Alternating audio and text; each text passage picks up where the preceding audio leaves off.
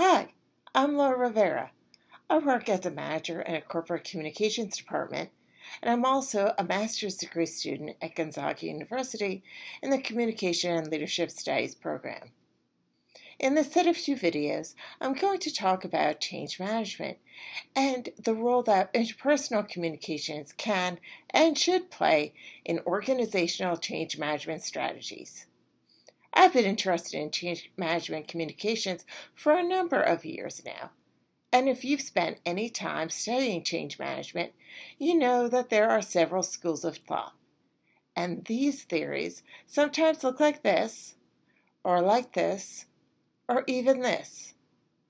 But few of them really delve into this, interpersonal communication. Which is odd, because while I don't know about where you work, where I work, people talk a lot, especially during times of change. So much so that I've come to believe that just as communication triggers change, change triggers communication, especially conversations. Let me tell you what I mean. On a recent survey I conducted that was sent to a group affected by a recent organizational change, I asked participants how they had received most of their information about the change.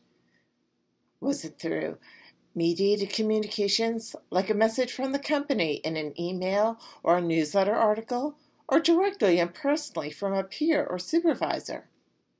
I then asked if they thought the change would have a positive impact.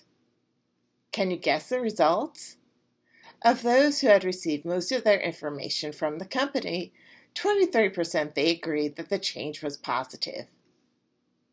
And those who received most of their communication from a peer or supervisor, 50% indicated they agreed that the change was a positive one. Wow, that's twice the amount of participants. So what does that mean?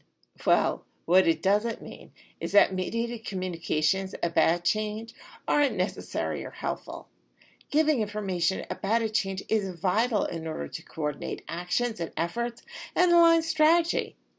That is best accomplished by group emails, announcements at events, and even newsletters. We've all heard the change management maxim that people need to hear information of a change at least 6 times, and I'm not here to say that isn't true. Yet change communications don't just need to inform, they also need to transform. They need to convey the merit and the meaning behind the change, and that is best done in an interpersonal communication setting. Why? Because interpersonal communication involves speaking and listening, understanding, interpreting, and responding. It's participatory, two-way instead of one-way. Conversations in an organizational setting aren't only about tasks and deadlines. According to communication scholars and social psychologists, they are about creating meaning in our work, enhancing our understanding of ourselves, and building shared experiences together. In fact, they say that even informal conversations express the very nature of the culture of the organization, its values and assumptions, its shared reality and potential futures. What's more, there are many who believe that during times of change, conversations shift as well. In this way, they help participants rebuild the cultural assumptions that seem threatened by change and address the personal anxiety that comes with a new way of working and a new way of producing results.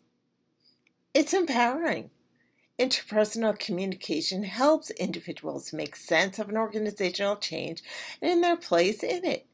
Knowing this, those survey results are really no surprise.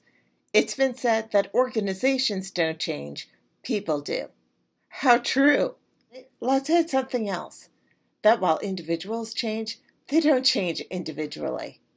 The implication is that, as an organizational leader, you are best served by a change communication strategy that starts with mediated communications and includes interpersonal communications as well. In the second of these two videos, I'll talk about the implications of these concepts and how to apply them to an organizational change communication plan.